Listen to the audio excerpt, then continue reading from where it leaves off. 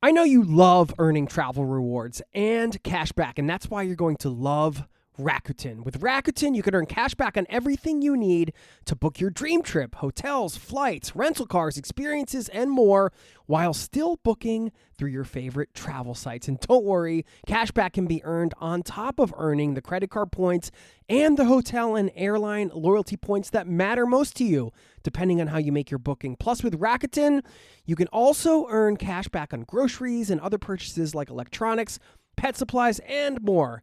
And the best part, you can join today for free and start earning cash back on top of your travel rewards. Go to Rakuten.com or get the app. That's Rakuten, Rakuten. Rakuten, the most rewarding way to shop. This episode is brought to you by TaxAct. Don't do your taxes alone. Join TaxAct's National Admin Night. Admin nights are social gatherings for getting through your to-do list. So get ready for a night of fun, finding deductions, and filing taxes with TaxAct, where you can file your federal and state return for just $49 through April 8.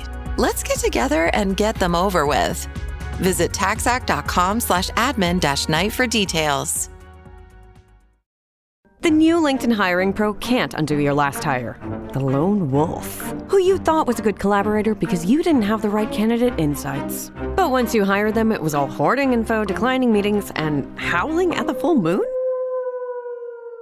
But LinkedIn Hiring Pro can go deeper than just the resume to find you a perfect fit. By using insights from the LinkedIn network to give you a short list of best fit candidates. Hire right the first time with LinkedIn Hiring Pro. Post a free job today at linkedin.com/quality. Scotland suffers, and it's becoming busier and busier. It suffers a lot from over-tourism. So it's my duty, not only as a tour guide who runs a tour company, but as an influencer, as you say, as a Scottish content creator, is to try and focus on some of these other places. And focusing on those other places is exactly what we're going to do today, helping you to avoid the crowds without sacrificing those amazing Scottish travel experiences. And who's going to help us? None other than today's guest, Andy McAlindon, also known as Andy the Highlander on social media. Andy has amassed nearly 800,000 followers on Instagram and over 500,000 on TikTok by sharing Scottish history, places of beauty, and loads more, and plenty of travel recommendations in this one, including Scotland's best-kept secret dubbed, quote, Scotland in miniature, where you can find everything the famous Isle of Skye offers, like distilleries, ancient caves, and mountain climbing, stunning beaches, without fighting those crowds. You'll also explore a perfectly preserved 6th century town where you can talk to locals instead of trying to dodge tour buses. We're going to discuss Scotland's over 200 remote bothies as well. Mountain cottages, they're scattered across the Highlands where you can stay totally for free, and loads more. You'll also hear about Andy's transformation from self-employed electrician to Scottish content creator and tour guide. How does that happen? You're going to find out today. You'll get his take on using social media responsibly, his book, Locks and Legends, we'll discuss, and loads more right now. So buckle up, strap in. Thanks for being here, and welcome to the Zero to Travel podcast, my friend.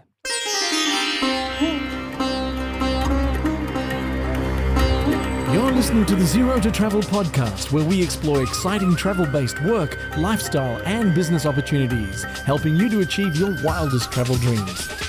And now your host, world wanderer and travel junkie, Jason Moore.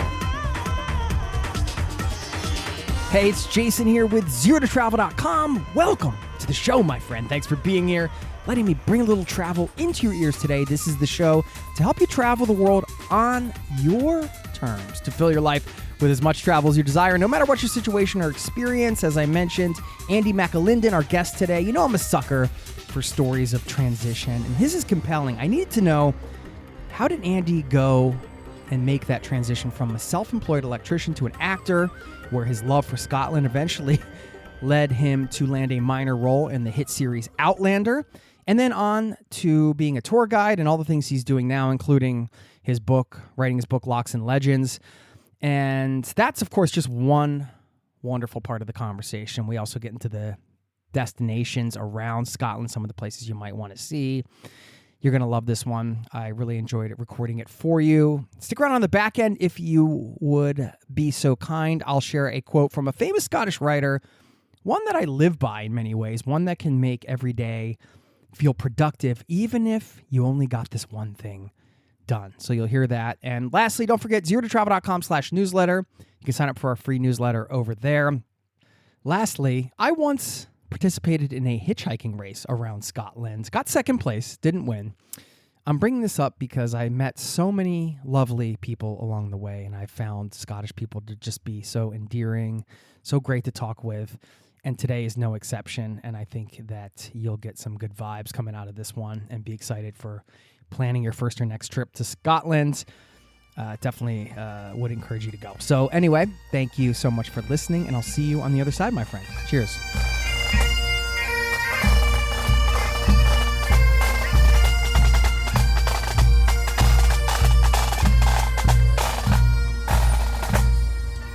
Andy McAlindon, a.k.a. Andy the Highlander. Welcome to the Zero to Travel podcast, my friend. Thanks for being here. Thanks for having me. Congrats on the book, man. How does it feel to get a full-fledged book out there? What a rush. Yeah, pretty awesome.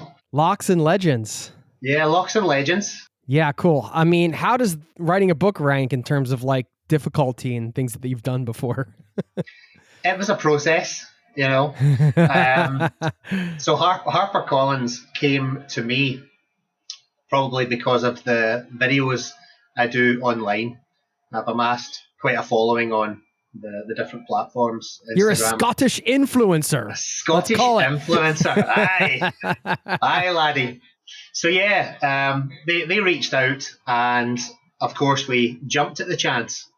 Creating content around Scotland and the culture and some of the history and everything, that adds another level to your expertise. Then you got the tour stuff. Plus, obviously you have this strong passion for your home country.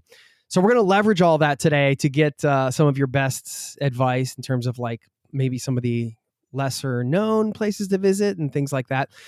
Before we dive into that, I do want to get a little bit of the background on the birth of Andy the Highlander, which is you, but do you think of Andy the Highlander as like a character? I mean, you were an actor. Is it kind of a role you step into, or is it just like become part of who you are at this point? That's a really good question. When I first started and created Andy the Highlander, it was more of a persona, but it's pretty crazy to say it, but that's who I am now. I'm more Andy the Highlander than I am Old Andy. Nobody knows who Old Andy is anymore. So I just kind of fell into it. So it started off in 2014. I joined a casting agency in Glasgow. So started off doing extra work. And then I've got one of these kind of chameleon type faces, which is a director's dream. You can look angry. You can look like a nice guy. You can look like a psychopath, or beard, no beard, detective, serial killer. So I started getting some pretty good roles with some Scottish TV shows, and the thing that changed it all was a generic email from my agent David back in 2015. It said, "Are you free to film on hit US TV drama?" They never said that it was Outlander, but we knew what it was. So I had already seen the first season and jumped at the chance. So I had the opportunity to go to boot camp. And historically, it was actually on the anniversary of the Battle of Preston Pans, which was the 21st of September, 1745. Of course, I didn't know that at the time, but that's the date we started doing our boot camp in the studio. So I started learning to sword fight. Now, in the 18th century, I'm left-handed. In the 18th century, that was the devil's work, sinister. So I had to learn to sword fight right-handed. Oh, no. And I still do to this day, which is pretty crazy. And I started learning a lot about 18th century Scotland. But the thing that kicked it all off, I did a video in my garden, just me in the garden, demonstrating how to wear the 18th century plaid, which is called the Phillimore, the Great Kilt. And the video went viral. It got over 5.3 million views in the first 30 days. And that was it, really. That's how this journey started. I started doing tours for another company initially. primarily Outlander themed tours. I had all the Outlander kilt, which I started investing in, and the swords and the muskets. And my wife Anna thought I had lost the plot. And we had no idea that this was, first of all, going to become a business, but who I am now on a daily basis. So an amazing journey. That's wild, man. You could have called yourself Andy the ambidextrous actor because, you're learning to sword fight with your right hand there. I think you did well. Andy the Highlander has a better ring to it than that. Yeah, I think so. I mean, before this, I read you were a self-employed electrician. So this is a totally different thing, stepping into your dream of, getting involved with acting, which seems like that's what you were doing, signing on with the agency and trying to kind of figure this out. We've talked about this birth of Andy the Highlander, and it's like, really, this is you now. And I'm just wondering, is it that you have become more of that based on the work you've done? Or is it that, oh, this is who I really was, and this the acting and these things have been this vehicle that have just allowed me to express who I actually am? That's another absolutely great question. And it never really occurred to me until fairly recently. Maybe it's the law of attraction. My favourite film growing up was Highlander. McLeod, Christopher Lambert, Sean Connery. That was my absolute favourite film. I can still recite pretty much every word from that. And maybe that's just this law of attraction. But to rewind a little bit, before I joined the professional casting agency, this all started, as you say, I was an electrician for 25 years, but the catalyst for all of this was the fact that my dad died at the age of 58 years old, massive heart attack. So I was working with him every single day. Wow. This was like 17 years ago now. I was tiling a bathroom with him. So yes, I was an electrician, but I did other things as well with my dad. So tiling a bathroom with him the day before he died. And then that morning, I get a call from my sister, get over here now, Dad's dead. Like that. So that was it, completely and utterly broken. So going on from that, you've got the grieving process, which there's no set way that goes, obviously. But one of my friends suggested that I joined the local theatre, the amateur theatre group. And I was indifferent. I was like, whatever, don't care, sure, I'll join. And that was it, That became a great distraction from the grieving process. You can switch off from reality, from what's happening currently around you. You're sitting in the costume and makeup department. You're looking in the mirror, and you've got a wig on. You're shaving your beard off. You've got fake scars in your face, and you become someone else. You're in a different time as well, and you're focusing on maybe learning your lines as well. So that's how it started, and I think that just kept going, kept progressing towards the Andy the Highlander thing. Wow, thanks for sharing that. Sorry to hear about your father. That must have been a really tough time, especially considering you guys working alongside each other like that. That adds a whole other dimension to the relationship, of course. What was the biggest lesson you learned from him? Never give up. My dad always used to say, chin up, I think the biggest thing is to work your ass off. Just no matter what, just keep going. Keep the wolves away from the door. I know he would be very proud, especially now that I'm paid to drink whiskey sometimes, So yeah, just no matter what's happened, he was the rock for our family. And that's what I am for my family now. I'm in my best. I'm at my best when I'm working. I think for my family. Obviously, it's a balance, But I love what I do, so it makes it a lot easier, of course. I find it really inspiring thinking about your journey and how this is like a whole other chapter you could almost say not even another chapter in your life. It's like a whole other book. It is, yeah. That's possible for any of us, that we can just all of a sudden everything can change so quickly like that. Especially nowadays, like you mentioned, putting out a video, 5 million views, and it's like almost overnight in some ways when it comes to content creation and things like that. What have you taken from your experience, decade and a half as an electrician, working home repair, all the different things you've done? What lessons have you taken from that you've been able to apply to what you do now? Because, this is always exciting because these seems like two disparate things, but everything feeds into each other on a life journey. I'm just wondering, yeah. Yeah, it does. I think It's obviously the work ethic. I was a self-employed electrician, and what might sound very basic, like timekeeping and being punctual, I would rather be 2 hours early than 5 minutes late. I don't do late.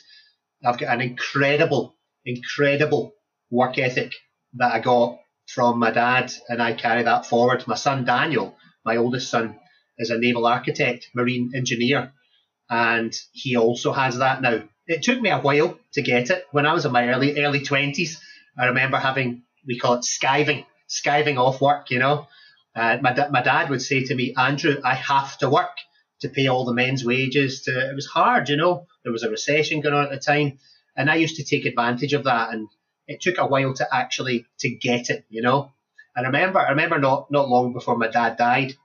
I think it was 11 o'clock at night. I was in a big hardware store in Scotland, just getting some electrical stuff earlier on that day, and I met this big guy who clearly didn't know what he was looking for. It turns out he was looking for a fan for his bathroom. He was actually a big fireman. And I said, listen, can I help you? I'm an electrician. What are you looking for? So I ended up going to the guy's house and doing the job for him. And I came back with this, bundle of cash, 11 o'clock at night. And I come through the door and gave the money to my dad. I said, there you go, Dad. And he said, I'm proud of you. So I finally got that. And I just think that's a great way to live your life. Just carpe diem, seize the day, and just work your butt off, work harder than anyone else. The tours I do, the duration of those varies. It's roughly about 8 hours a day. But for me, that's like a minimum of 14 hours a day. I leave the house at 6:15. I wash the vehicle, got all the snacks ready, drive up to Edinburgh, which is like 2 hours drive, then 2 hours back. So, yes, there's a lot of hard work behind the scenes. I think the thing is, I refuse to go back down there, rock bottom, like completely broken. I just point blank refuse to go there. So I'm just keeping positive as much as I can. Mm-hmm. Wow. Yeah, being a tour guide is no joke. I did it for a summer, and it's there's a lot that goes on in the in between. Your love of Scotland obviously has led to a lot of this, but I'm sure that's deepened with diving deep into the culture, the history, playing parts that are related to the history and all this stuff. How has everything that you've done changed at all your relationship with your home country? It's made me fall in love with it even more. When we were kids, my dad had a construction company, and yes, we went abroad occasionally, but we spent a lot of time traveling around Scotland in one of these old-fashioned caravans that you hitch up to the back of the car. There were four of us at the time: an older brother, older sister, a younger sister, Natalie. There's a late addition, Sean, so he's in his 30s now. But as kids, we just travelled around Scotland. I always loved open spaces. Like, my dream was just the Highlands, open spaces, no fences, mountains, waterfalls, beautiful lochs, and the sea views, looking at the horizon or the little islands scattered in between. I want to fill you in quickly in 2014, right before I got married, actually, a week or two before, which seems insane. I went and participated in a totally grassroots, just for fun hitchhiking race around Scotland. We were 11 teams of 2. We wild camped outside of Edinburgh to start. And then we kicked off, and half of us thumbed one way around Scotland and half of us thumbed another. And it was all made up. We had to hit 11 checkpoints. There was no sponsors. It wasn't a paid thing. It was just a group of people. And man, it was so much fun. What an adventure. And I'm bringing this up because we really got to experience the people of Scotland just through their generosity and giving us rides. Somebody even took us in, and a couple people fed us. People that had never picked up hitchhikers picked us up before. I got a good vibe on you guys. And everything from regular job type workers to drifters to all kinds of people. So we really got connected with the people in a different way through the experience. And then also, mostly camping outside and things like that, even though it didn't take long to get around the country. But the open spaces you mentioned, the nature and all that stuff. And so I just wanted to bring that up because I feel like Scotland's a very special place. Yeah. What an experience for you. That sounds absolutely It was amazing. amazing. So, I mean, that generosity, give us a sense of the people. Like, is that, it's different when you live somewhere and you got your day to day, people are busy and all that kind of stuff. But if you were going to describe Scottish people, like, again, it's a sweeping generality, of course. But if you were going to describe like sort of the spirit of the people that when travelers come, what they should kind of expect in some ways, how would you describe that? I think that's so nice to hear. And I hear it all the time from my clients that they just found the people so welcoming and friendly. We love to talk. We love to talk in Scotland, And I like that. Yeah. And you'll find that people will actually go out of their way. I mean, you've experienced that yourself. People will go out of their way to help you. If you're lost, or if you're looking for something, or you just find yourself in a local pub and just talk to people, you'll end up becoming best friends with the locals. And I just love that about Scotland. Yeah. Or if you need a fan for your bathroom, somebody will jump in There and you go. take you home and put it in for you. That's right. We'll get back to the interview in just a moment. I know you love earning travel rewards and cash back, and that's why you're going to love Rakuten. With Rakuten, you can earn cash back on everything you need to book your dream trip, hotels, flights, rental cars, experiences, and more, while still booking through your favorite travel sites. And don't worry, cash back can be earned on top of earning the credit card points and the hotel and airline loyalty points that matter most to you, depending on how you make your booking. Plus, with Rakuten, you can also earn cash back on groceries and other purchases like electronics, pet supplies, and more. And the best part, you can join today for free and start earning cash back on top of your travel rewards. Go to Rakuten.com or get the app. That's Rakuten, Rakuten. Rakuten, the most rewarding way to shop. Now, back to the show. What is something from Scottish culture that we should steal, I'm using air quotes, to improve our lives? Some element of it, like Spain, they have the siesta. I love that concept. Like, it's just middle of the day, take a couple hours, hang out, have a long lunch. That's not always possible. But are there any elements of Scottish culture like that where like, oh, it would have been cool if like more people did this because this is just a nice thing? Yeah, I think when I take people on tour, I actually do a lot of unofficial hand fasting or quaich ceremonies. So this is where, tying the knot comes from. This is the hand fasting, tying the knot. I do a lot of unofficial renewals of people's vows. Say you've been married. Yeah, it's lovely. It's the old-fashioned way, tying the knot. And you would actually do it like a St. Andrew's saltire. And then I'd put the ribbon over your hands. And when you pull it apart, it ties the knot. So that symbolizes a universal bond. It's not just the actual knot itself, but it symbolizes a universal knot between a bond between the two of you, between the couple. Or I might do a quaich ceremony. So the quaich, Queich, is called the two-handed love cup. So it might be made of pewter or silver. So again, going back to maybe two rival clans, you would both hold on to it. So you would have a drink, and I would have a drink. And this was to prove that it wasn't poisoned. But again, the couple would hold on to a handle each and take a drink. So things like that. That's quite a nice thing to do. I think you guys need more steak pie.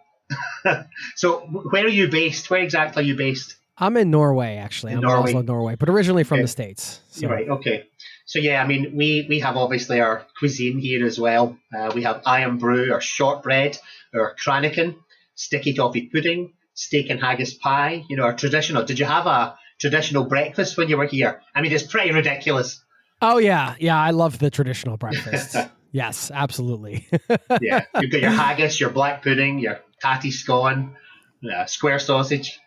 Yeah, so that's like a can't miss meal, you would say, if people are traveling there. Yeah, absolutely. And especially if you're doing something like what you did, if you're traveling, if you're doing a lot of walking or whatever, it's plenty of calories. So with the tying the knot thing, is that something like you would do with your wife on a special anniversary or something as a private thing? Or is that something people do? Or is it, I like this idea. I'm gonna steal it. I'm gonna sneak this on my wife. I don't know how to tie the knot properly. It doesn't matter. You can just do it yourselves. You know, It's a nice Doesn't matter. gesture. It's lovely. It's you two saying to each other that you still love each other. So some people choose to do that officially. I'm not a celebrant, although I've done loads of unofficial hand fastings. In fact, one of my roles was on our very well-known TV show in Scotland called Still Game. So I married Winston and Winnie in the second last ever episode, and I was the celebrant in that one. But it's lovely. It's really nice, romantic. Spoiler alert there. Aye, there you go. That's right. All right. Let's talk about some of the lesser known spots, because this is what we love. You know, people can Google and get the top 10 of everything anywhere, but I want to go a little deeper here. Maybe some of the villages or smaller towns that you feel like people that are traveling there, for whatever reason, maybe just because they're hitting highs or whatever, they just miss these things, and perhaps they're places that they shouldn't miss for whatever reason. Yeah, that's right. A lot of my clients fly in to Edinburgh or Glasgow. I'm trying to push people to fly into Glasgow because it's a lot closer to where I live for a start. So yeah, you know, they'll do Edinburgh first. They'll do Edinburgh Castle. You know, they'll walk down the Royal Mile past St Giles Cathedral. They'll do Glasgow city centre. But as you know, Scotland suffers, and it's becoming busier and busier. It suffers a lot from over tourism. So it's my duty, not only as a tour guide who runs a tour company, but as an influencer, as you say, as a Scottish content creator, is to try and focus on some of these other places like the Isle of Skye. It's hauntingly beautiful, but my goodness, it's gorgeous. It's really gorgeous. So what I would say is, I'm not saying to people don't go, but consider going in the off season.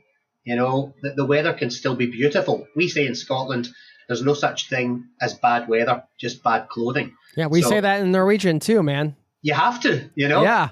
Du finnes ikke dårlig vær, bare dårlig klar. That's the Norwegian expression. Love it. So, you know, we have beautiful winter weather here. It can be nice, crisp mornings, crisp days. As long as you've got good footwear and good waterproofs, you're fine. I've never cancelled a tour due to the weather. So anyway, go in the off season. Number one, there's a lot less people, a lot less crowds. You get better photos. But during the season, Skye is far too busy. And the fact that there's a bridge connecting it to the mainland, it makes it more accessible as well. So I need to be conscious of that. So I would maybe drive people to the Isle of Arran, for example, on the west coast, just off Ardrossan. You take the ferry from Brodick, from Ardrossan to Brodick. That's called Scotland in miniature. You've got everything you need on that island. You've got distilleries, 2 distilleries. You've got a brewery. You've got Arran Aromatics. You've got a cheese company. You've got deer. You've got heather. You've got Goat Fell to climb. You've got mountain to climb. You've got beautiful beaches. You've got the history. You've got the King's Cave, which I actually mention in the book. That's apparently one of the caves thought to have been where Robert the Bruce hid before the Battle of Bannockburn, where he sees the spider trying to build its web and he fails and he fails. So this is where try again comes from. So loads of history on that place, loads of folklore, and other places as well. I love to visit. In fact, the first chapter of the book is the stunning town called Curos. So it's spelt Culross, Culross, pronounced Curos. It's one of my favourite places to visit. It dates back to the 6th century, founded by Saint Serf, the birthplace of Saint Mungo, who was the patron saint of Glasgow. But this town it's as if it stood still in time. The oldest house dates back to 1577. There's also Curos Palace, which dates back to 1597 and 1611.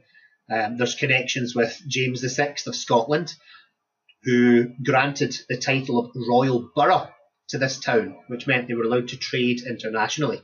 There's a man called George Bruce, who became Sir George Bruce. He was a descendant of King Robert the Bruce. But he engineered the world's first underwater coal mine underneath the body of water called the Firth of Forth. An amazing feat of engineering. This is in the late 1500s, fully functional until 1625. It was flooded beyond repair. So little places like this where you go and speak to the locals. For me, it's not just a location. It's about making relationships with the shop owners and the people who work in the cafes and the castles and the palaces, forming relationships with them, trying the local pubs, drinking the local ale. For me, that's so important. Yeah. Okay, this is great. So Kulros. So don't pronounce the L. So it's Kuras. Kuras. Like a Highland coup. Kuras. Kuras. Kuras. And the Isle of Arran, Arran. Correct. Right? ARRAN. Which would kind of be like an alternative to the Isle of Skye, which, as we're talking, I just checked a couple pictures and it looks absolutely stunning. So this is these are great recommendations. I had a question about, when you're sharing places like this, you mentioned over tourism.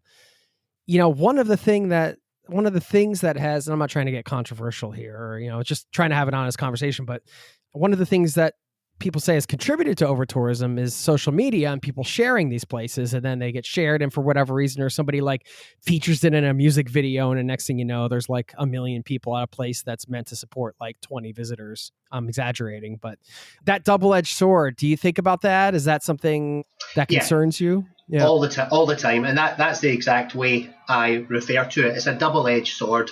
It's about not taking away the natural beauty of these places. Again, if you look at the Isle of Skye, you've got the fairy pools, or you've got the Old Man of Storr, this rock formation on the Trotternish Peninsula. First of all, you've got all these vehicles, which are not great for the roads up there, these single-track roads. So there's a lot of potholes. You're then having to build these new car parks. You're having to construct the toilets as well, baby changing facilities, stuff like that. So it's about not taking away the natural beauty. Scotland is getting busier and busier, so it's how do you deal with these issues? But there are certain places that I will not mention and I do not promote actively. One of them is actually an Outlander location, and it's on the outskirts of Glasgow. It's an absolutely stunning gorge, very steep gorge with a lovely river going through it, and it's a scene in Outlander. But the problem with that, there's no parking on the roads, so people are like double parking.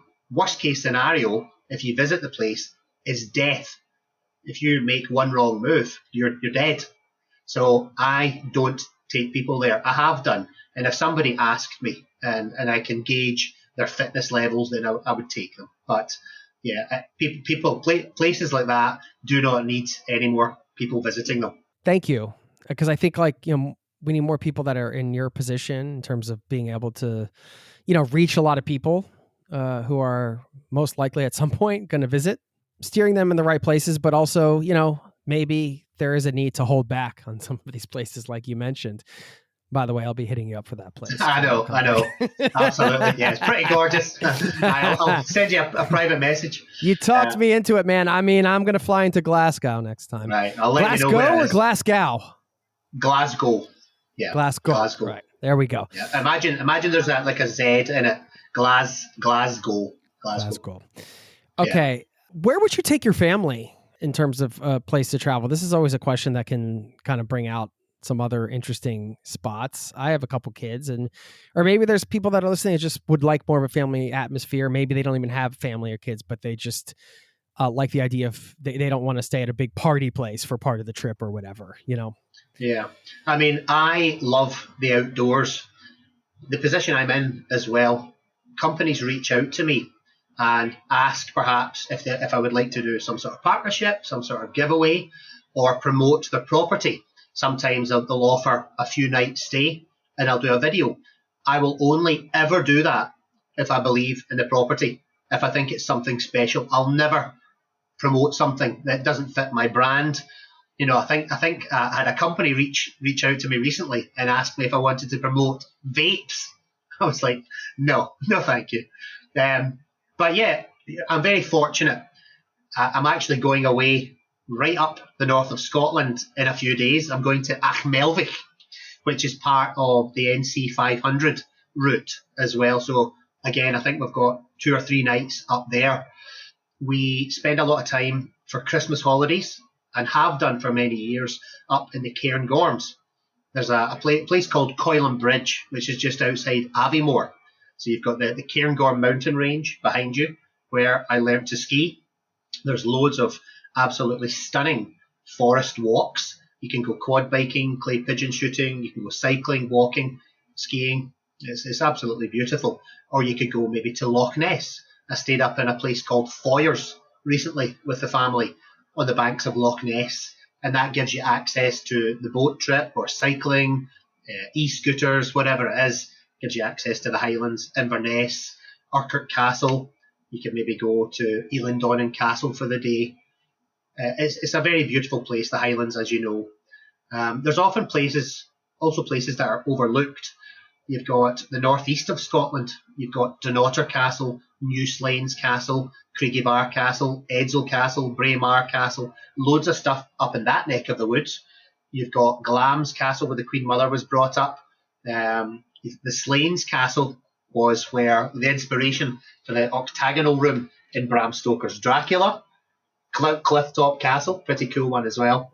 Yeah, amazing. My dad did like a family history thing, and it traced all the way back to the Urquhart name.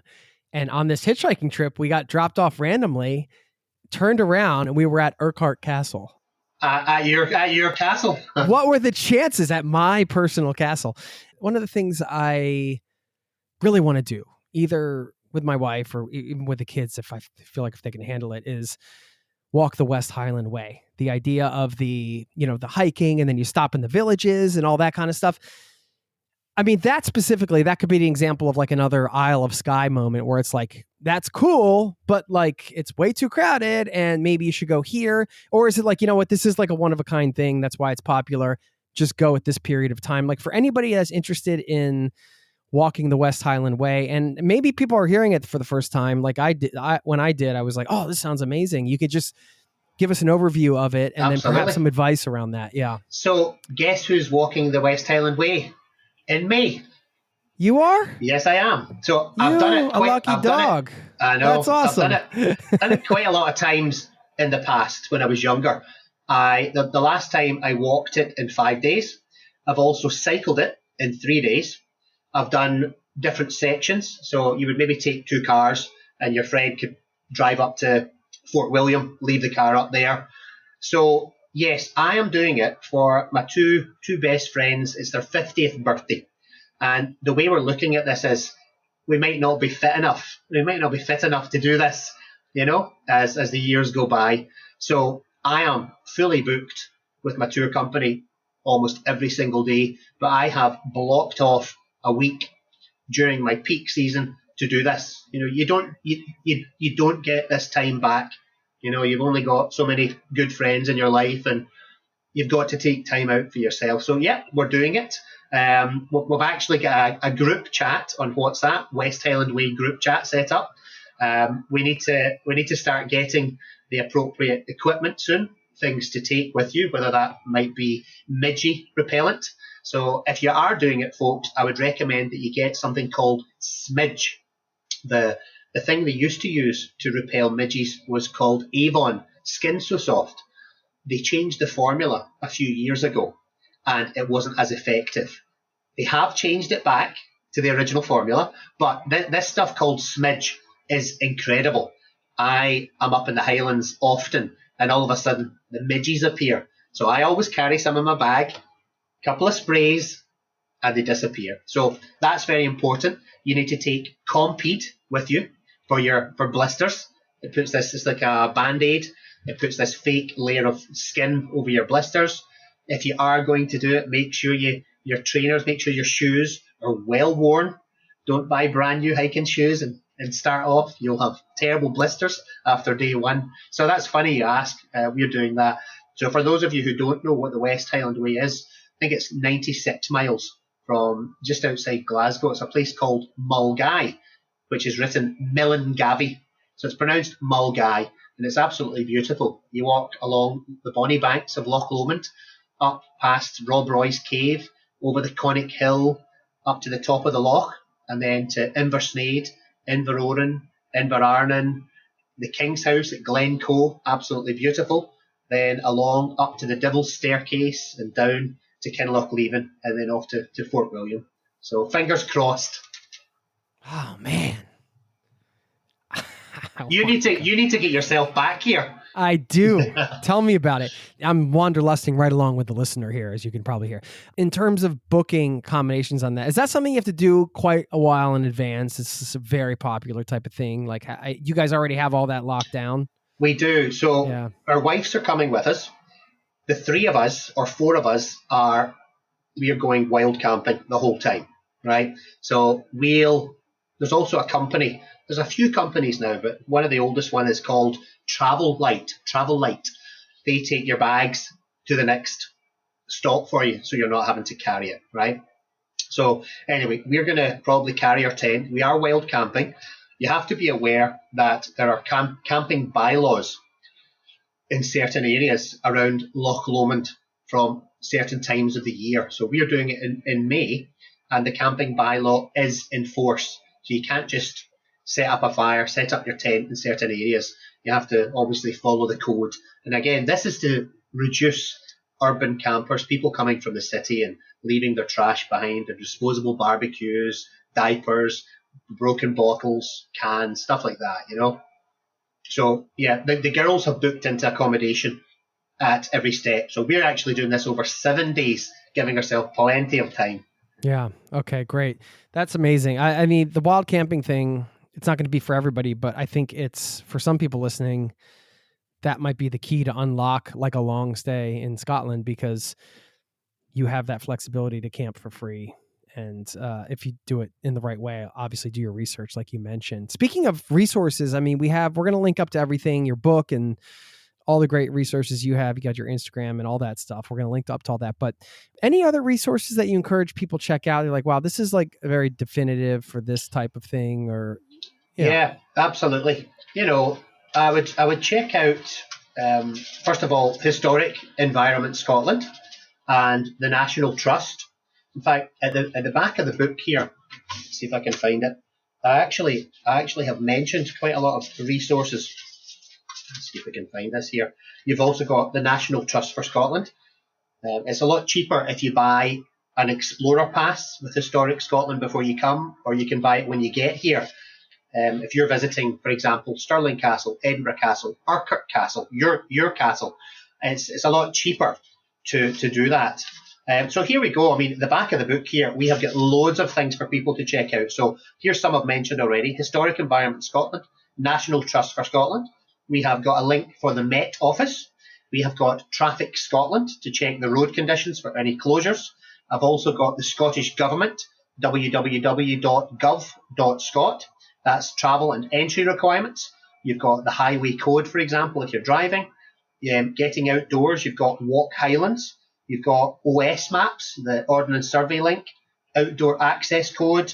And then I've also got transportation, trains, ferries, tour companies, mine, of course.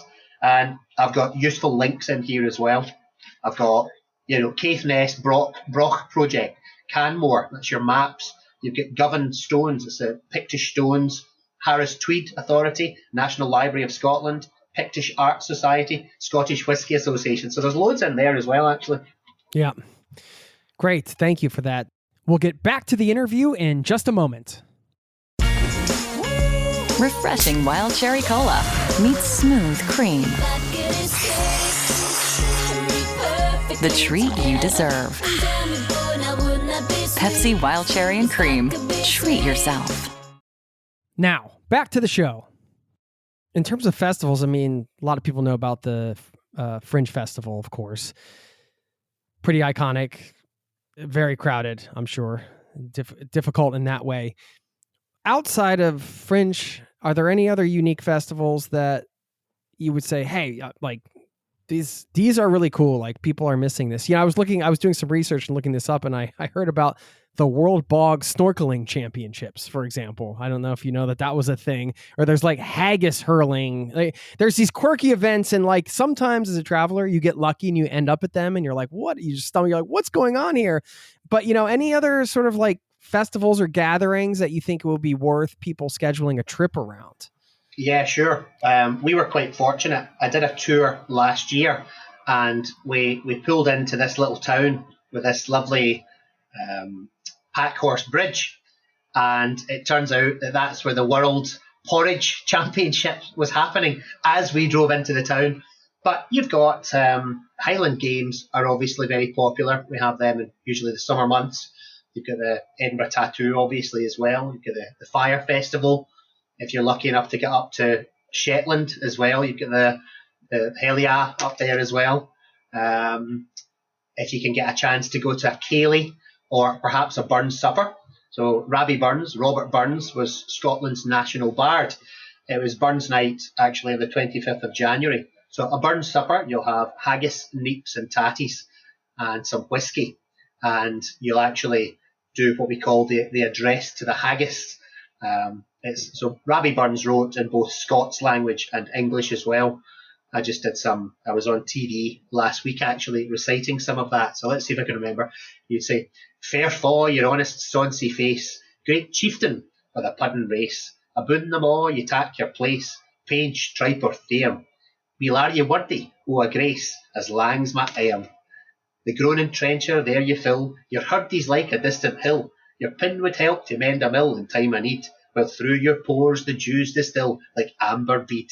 His knifey rustic labour dicht will cut you up with ready slicht, trenching your gushing entrails bricht like bonny ditch. And then with a glorious sicht, warm, reeking, rich. So that's a part of the address to the haggis. That's a big deal in Scotland.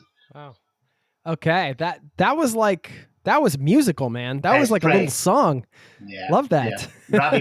Robbie Burns was some man. So if you can get yourself to a Burns supper, or Hogmanay is a big deal in Scotland. I'm sure you've all heard of Auld Lang Syne. And again, that was written by Robbie Burns. Should old acquaintance be forgot? That one. And we all hold hands. So this is about looking back on life with fondness. It's about remembering old friends and loved ones, people who are no longer with us. It's about friendship. And it's also about looking ahead to the future with positivity. Wow. Yeah, it's really cool. That sounds magical. I love hearing about those types of traditions, and getting to partake is the ultimate. I mean, I think that's one of the things we love about travel. We get connected to people in the world in a very human way, right? Like it's much more unnatural to work the way we are now in front of the screens and everything. Like, I mean, I would kill to do this one in person, not literally, kill, but you know what I mean? I know. It sounds like you completely have the bug.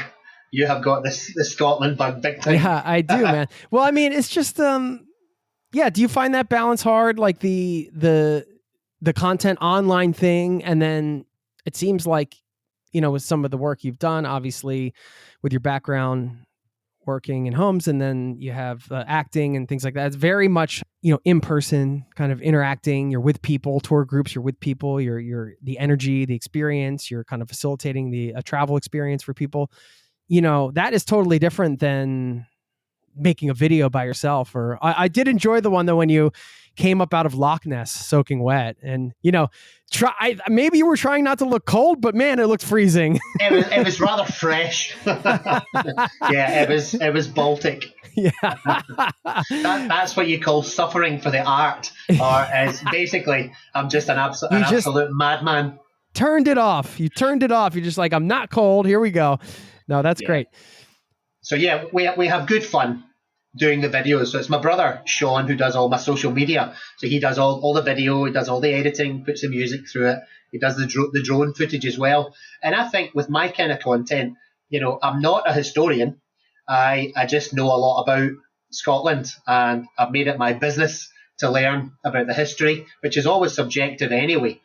And I feel that if you go into too much detail, imagine I was conducting a tour and I go on and on and on, you start seeing people kind of looking at their watch, So you've got to keep people engaged and make it fun as well. Nobody is going to remember all the statistics that you tell them anyway. You have to know what you're talking about. Make it fun for people, Yeah.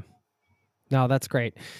So it sounds like with the online stuff, you're getting help from your brother, so it's not too intense in terms of what you have to do, because those things can take a while. I mean, to put together a good short 30-second or 1-minute video takes a lot longer than it would seem to on the surface. It does, yeah. We've actually got something very exciting coming up on the 13th, 14th and 15th of February before we head up to the Achmelvich location, the NC 500 location. So, and again, this is tying in with Scotland's history. There's a thing called the Route of Moy, R-O-U-T, Route of Moy. So Bonnie Prince Charlie was staying at a place called Moy Hall in the Highlands. It's south of Inverness. So this was the 16th of February, 1746. The government find out he's staying there. So they send 1,500 redcoats to try and intercept him.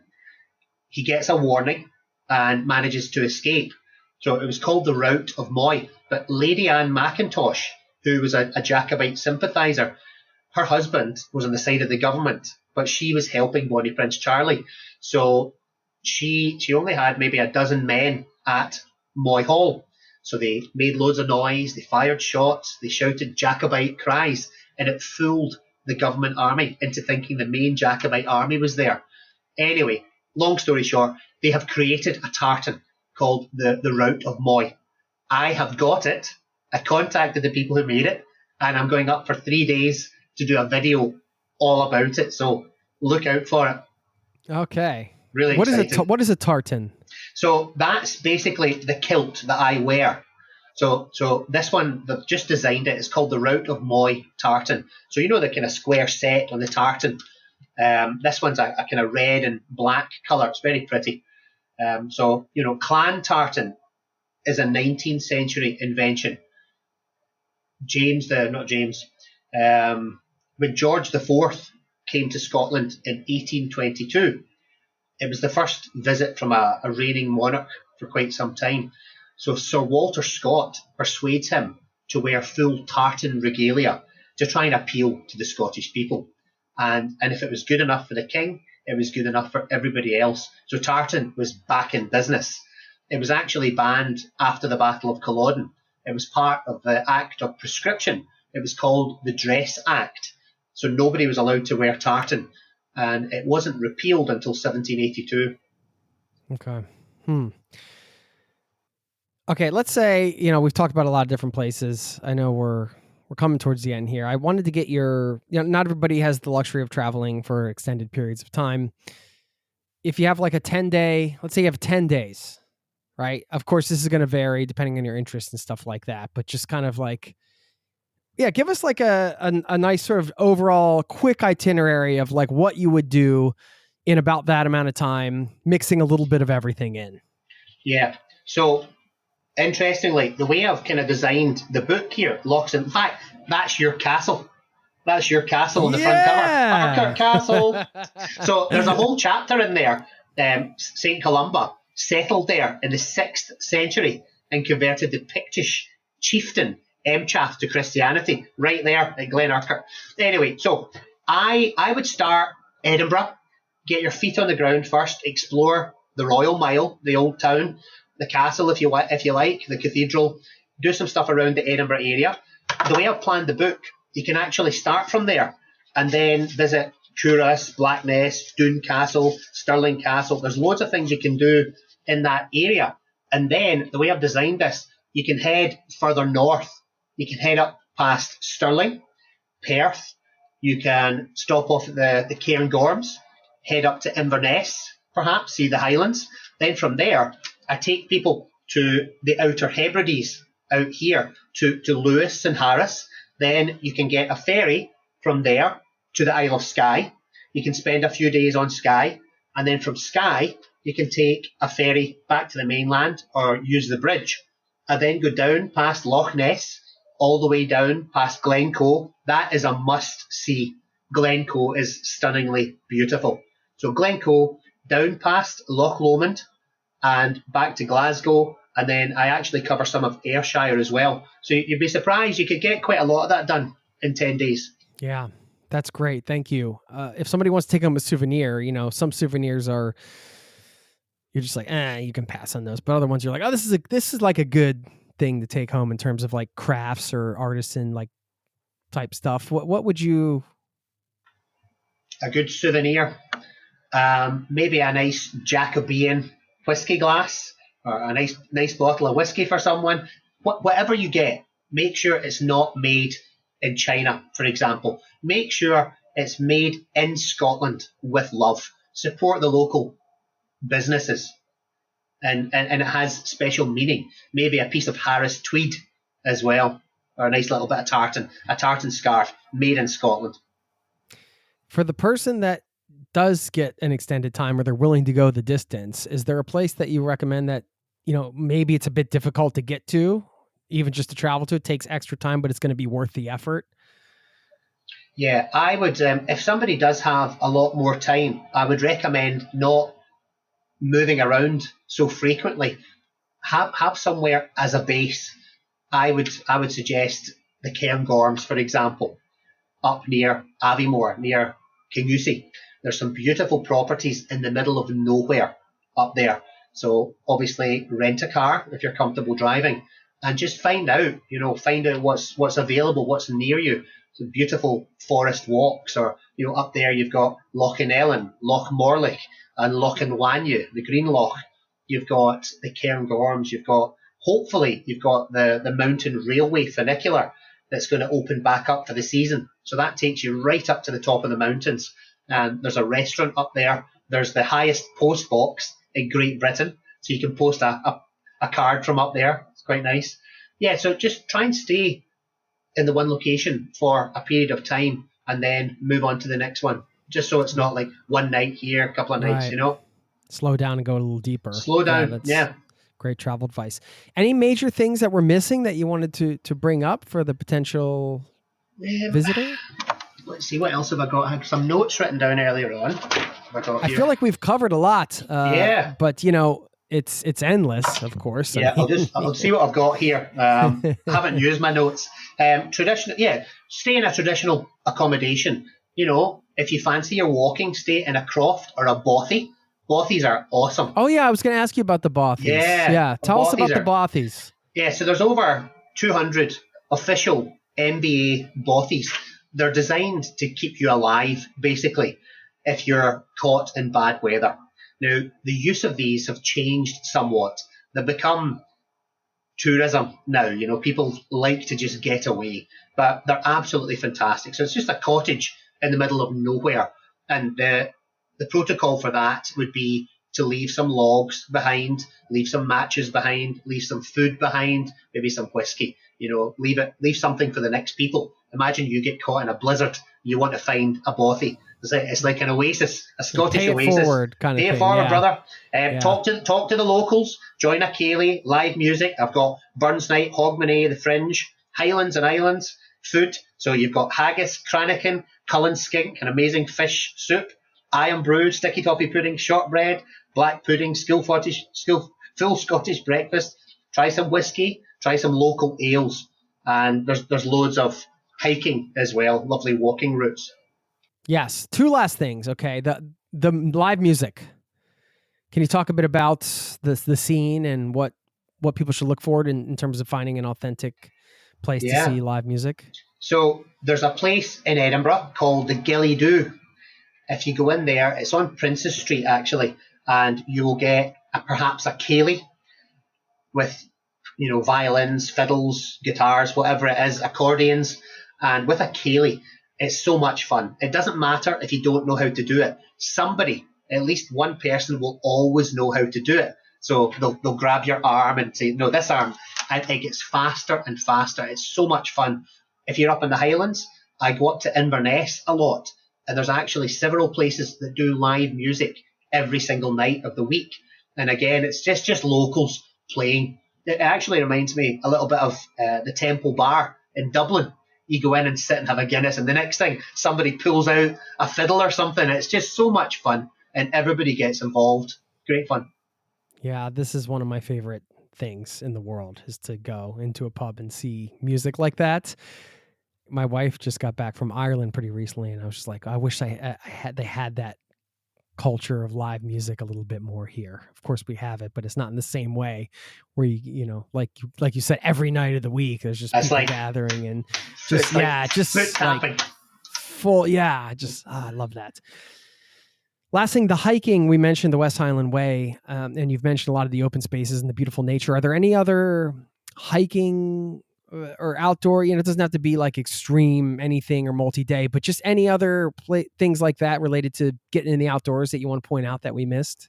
Yeah, I mean, we have we call it Munro bagging. If you're pretty fit, a Munro is over 3,000 feet, but Glencoe is one of the most beautiful places in Scotland. So I actually mention it in the book. It's called the Hidden Valley. Some people call it the Lost Valley. This is where the McDonald's of Glencoe would take their rustled cattle and hide them up in the mountains. So the Three Sisters are three mountains named after three sisters from the area. And they say that they used to be about 3 times the size they are today, formed over 480 million years ago. The two continents, Avalonia and Laurentia, collided together. And the valley of Glencoe was carved from the last ice age, about 12,000 years ago. But there's a lovely walk. In fact, I did it recently with clients. So many lovely walks you can do up in Glencoe, up in the Highlands. Amazing. I mean, as we mentioned, it's a tough job being a tour guide, but then you get to, then you're out doing that and you're like, well, this is pretty sweet too. Let's mention the book one more time, Locks and Legends, and let people know where the best place is to find you, and if people want to get in touch, your tour company, anything you want to share here. Yeah, so my company's called Highlander Tours. You can send if you want to put the link in below later, that'd be fab.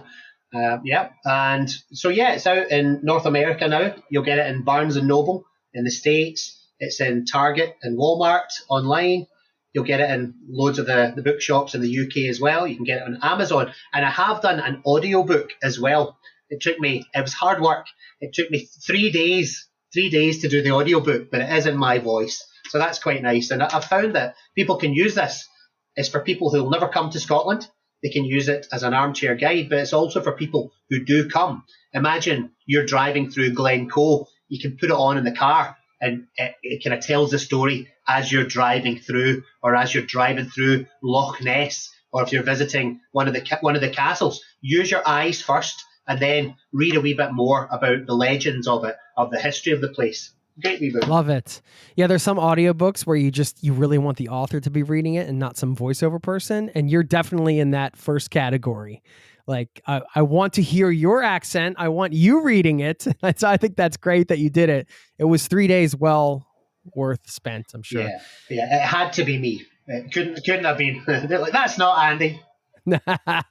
It's been great chatting with you. Do you want to leave us with maybe a Scottish quote or a proverb or something from Scotland that we could send people off with? Maybe something that gives us a little food for thought, or just something fun, whatever. I'll leave it open. Take photos, only leave your footprints. Leave no trace. And lang may your lum reek. That's a good one. That means long may your chimney smoke. Long may your house be heated and warm. Lang may your lum reek. Love it. Thank you very much, Andy, and hope we can stay in touch. Yeah, love to. I'll see you when you come over to Scotland. Sounds like a plan. Take care. Take care, Jason. Cheers.